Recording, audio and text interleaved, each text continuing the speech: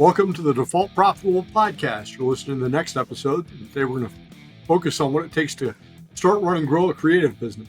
Talk about some successes, some failures, and some stories from an actual business owner. I'm your host, Matt Nettleton, and today my guest is Aric Harris. Aric, welcome to the show. Thank you for having me. Yes. No problem. Hey, listen, we've talked for a few minutes, but why don't you take 2 or 3 minutes to introduce yourself and your business to the audience? So, my name is Aric Harris, and I run a digital creative agency out of Indianapolis, Indiana, called 4621 Creative Solutions. We handle creative services, like more or less like a fractional design office, providing everything from print layouts to website development, video production, anything within the creative space. We serve clients from small, businesses, small local businesses to we've served clients such as larger jet charter companies. We also serve with nonprofits. So we kind of have a wide range of clients that we work with. All right. So why did you start your business? How did you end up being self-employed? I don't know. So basically, it was because I got fired. I was let go of. I was a UX designer, UX UI designer for. I won't say their name. But they're here in Indianapolis, and I was let go. I was one of like 10% of people let go. So it was. I was going around. I was putting in application after application after application. And the funny thing that was happening was, well, you're too much. You're too much for you. You're too expensive. But I'd get home, and then I'd have a call, like a message on my phone saying, "Hey, we have this project that we could reuse your help on. So would you want to do some consulting?" And so it just kind of built itself out that way. It was more of it wasn't something that I intended to do. It was something like my career path has always been, I've managed to trip and find myself into a new career hole, kind of a thing where it's, I haven't done things in any kind of orthodox or I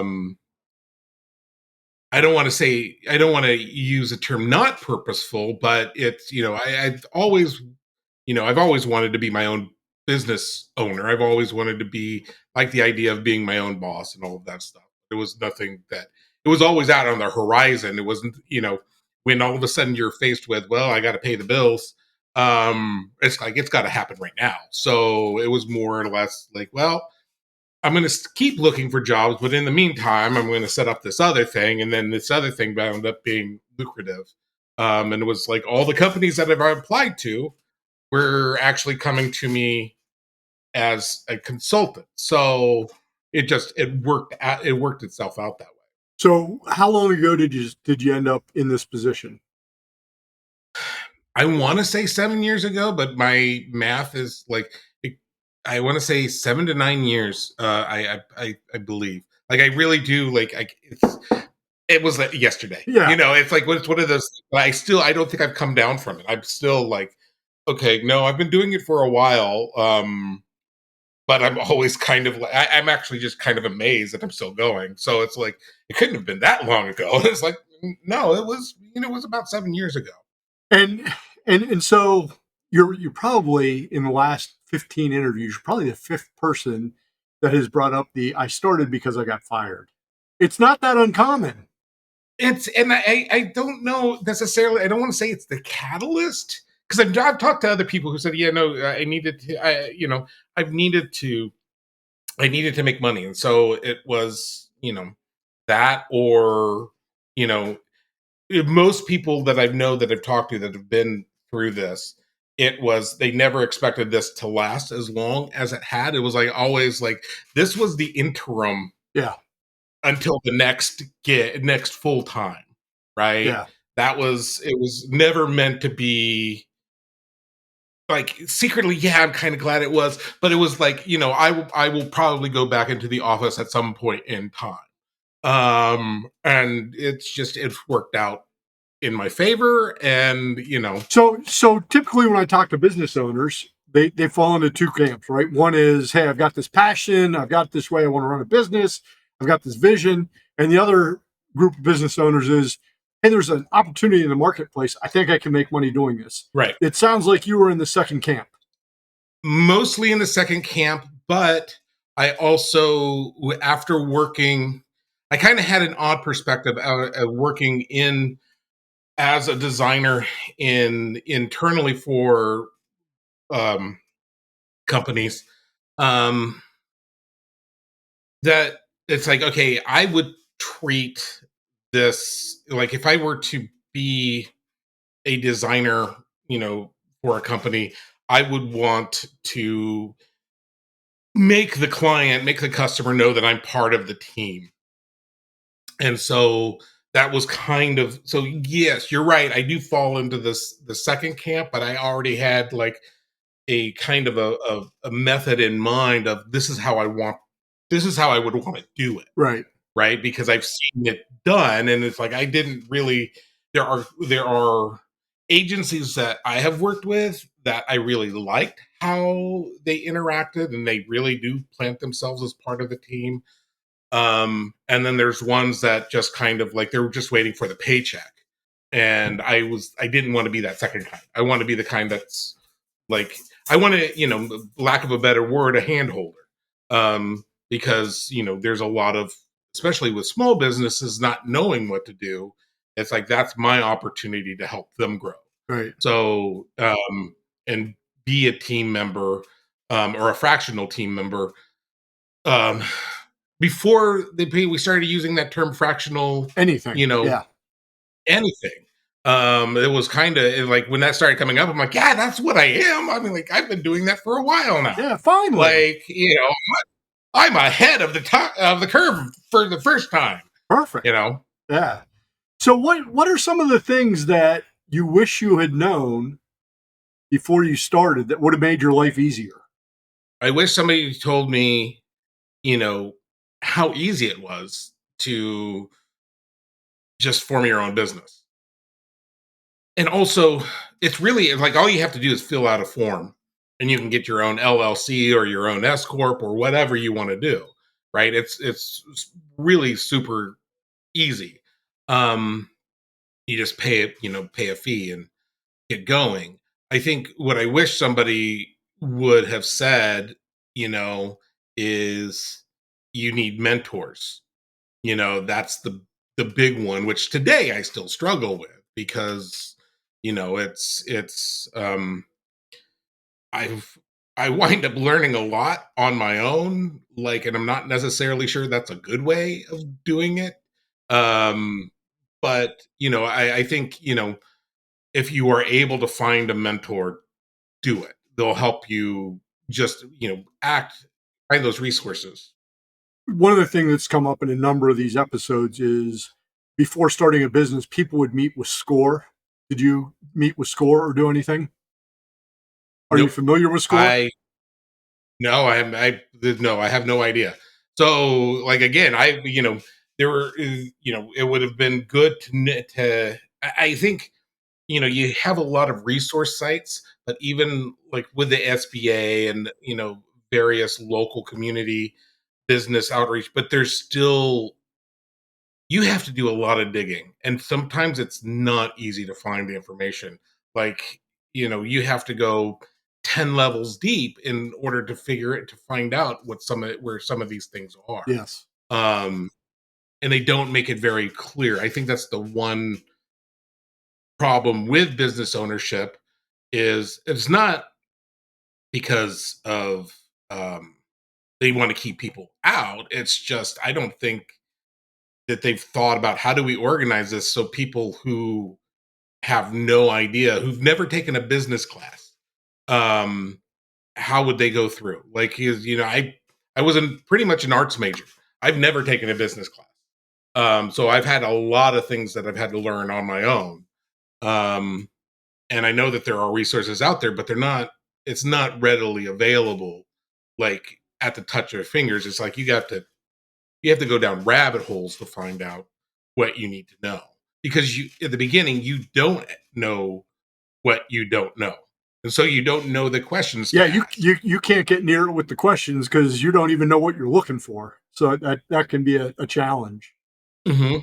So, what's your business planning process like? Do you have a business plan?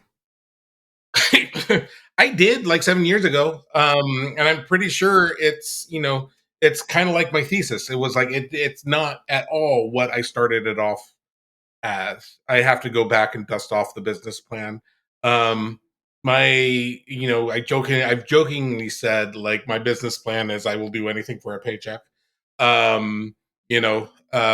I think it is something that I have retooled like internally, and like here are the people that I want to work with. Here are the types of companies, and it's taken some knocks on the head to figure that out. Some good experiences, some bad experiences.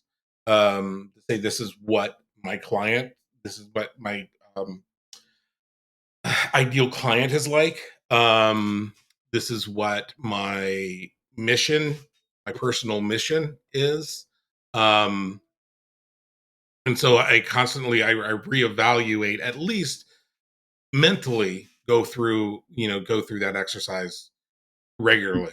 I'd have to look at my business plan, from the beginning. It's just I haven't touched it because we're go go go.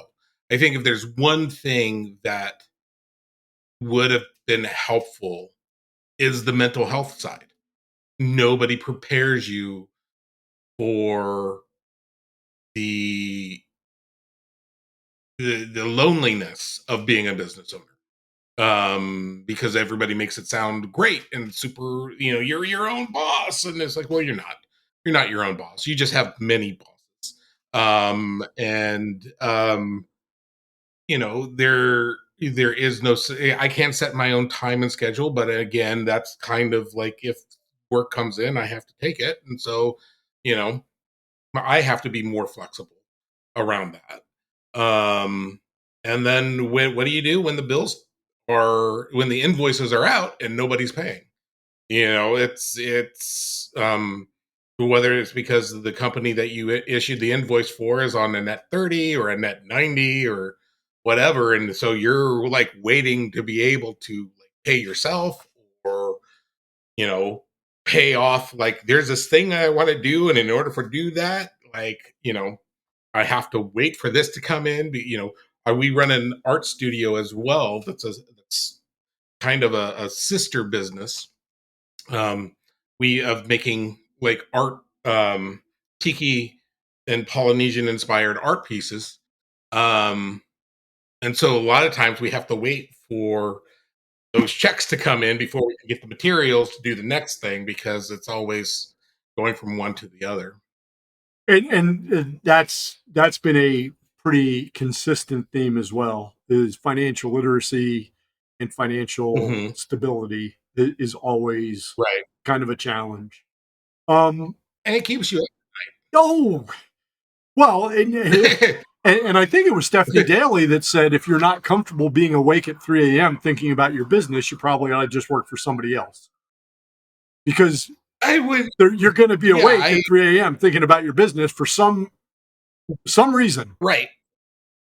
Yes, at some point, it's going to happen. You're going to wake up in the middle of the night, and your brain's going to go, did that thing get paid, or when is that thing due, or all of that. Yes. So yeah. Yeah. So, obviously, after 7 years, you've got skills. You Hmm. had skills when you got let go and Hmm. started your own business, and they wanted to hire you as a consultant. When somebody says, "Why don't you take a job with somebody?" How do you explain it to them at this point?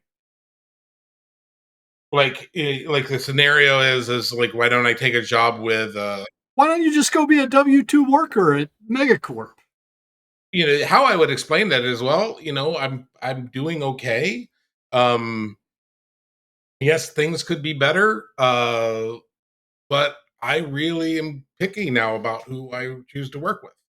And so, yeah, Megacorp could be, um, the next big thing, but that doesn't necessarily mean that I'm going to be happy there, right? And I can look at there are certain companies that I've even interviewed with, and they're global companies, and it's like, yeah, I wouldn't be happy here. I would not be able to grow or thrive in most of those times. And that's the big one. It's I need to keep learning. I need to keep moving. And if I had one interview where they said you're going to be working on this widget for the next year, like nothing else but that widget. It's like, yeah, I can't do that because I would get bored, really fast, and that would just not be a good thing. I have a friend who worked as an engineer at Allison on gears Hmm. 1, 2, and 3 on a specific Hmm. transmission for 10 years. Hmm. I Right. can't even begin to imagine. Right. Yeah. Yeah. It's not the type of thing that I'm interested. I mean, and I know people do that. I know people are, and if they have uh that satisfaction from that, and it's like, I get bored way too easy. It causes, it's like, oh, causes me to change my hair color. Yeah. Yeah. So I have to be able to adapt and move. All right. So let's get to like the big question is, let's pretend that 2024 Aric could sit down next to Hmm. 2017 Aric the night before you really start your business. Hmm. And you could say, hey, listen, it's going to be fine, but here's what you need to focus on first.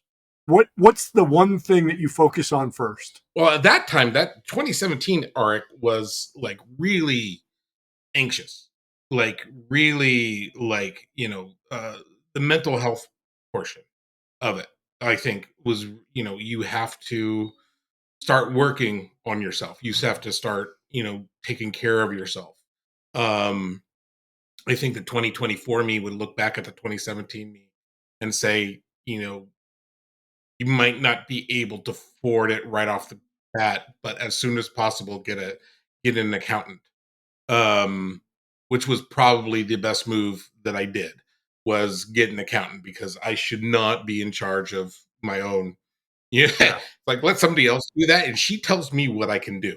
It's like, okay, you're my boss. Right. My accountant. I treat my accountant like my boss. You tell me what I can do and what I can't. That's what I pay her for. I think, things would be really to sit down and make a list of the types of clients that you would want to work with. And what are the questions you're going to ask potential clients beyond just what's the job?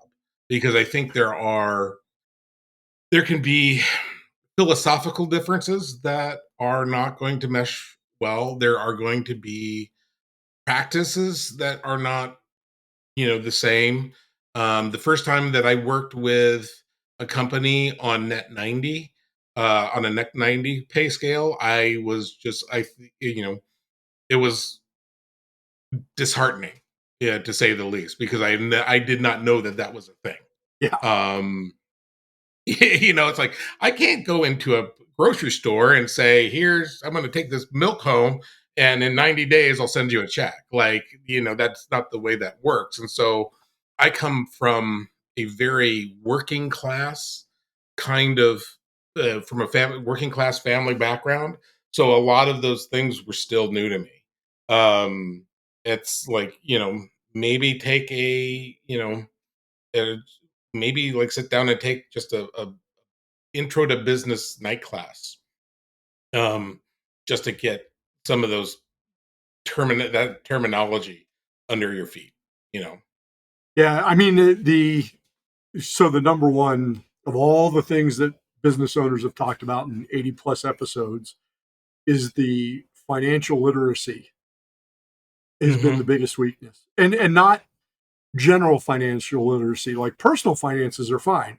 This whole business thing's totally different. Net 90, and when do they pay, and how do I account for this? And so get an accountant, figure out how to use the words.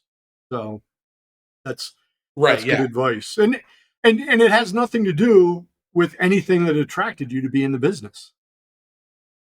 Right. So it's easy to overlook.